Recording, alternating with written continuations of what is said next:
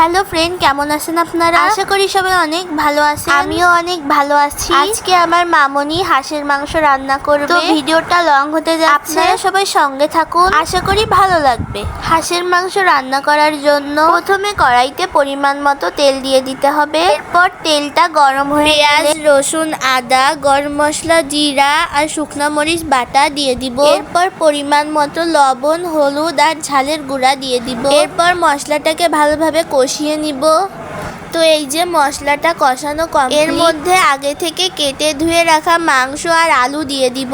এইটা হচ্ছে চীনা হাঁস। চীনা হাঁসের মাংসটা একটু বেশি শক্ত হয়, এজন্য মাংসটাকে অনেক টাইম ধরে কষাতে হবে, যেন কষাতে কষাতেই 80% সেদ্ধ হয়ে যায়। তো আমি 2-3 বার ঢাকা দিয়ে দিয়ে মাংসটাকে ভালোভাবে কষিয়ে একদম ভাজা ভাজা করে নিয়েছি। এই যে দেখতে পাচ্ছেন মাংসটা কত সুন্দরভাবে কষানো হয়েছে। আবারও আমি একটু ঢাকা দিয়ে ভালোভাবে কষিয়ে নিব। তো এই পর্যায়ে মাংসের ভেতর পরিমাণ মতো জল অ্যাড করে দিব। মাংসের ভেতর জল দিয়ে মাংসটাকে ভালোভাবে রান্না করে নিতে হবে। মাংসটাকে 2-3 বার ঢাকা দিয়ে দিয়ে ভালোভাবে রান্না করে নিয়েছে মামনি।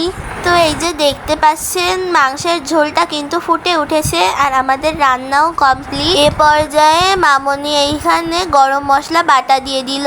রান্না শেষে গরম মশলা বাটা দিলে মাংসে আলাদা একটা ফ্লেভার আসে। এরপর মামনি আবারও মাংসটাকে ঢাকা দিয়ে আরেকটু ফুটিয়ে নিচ্ছে।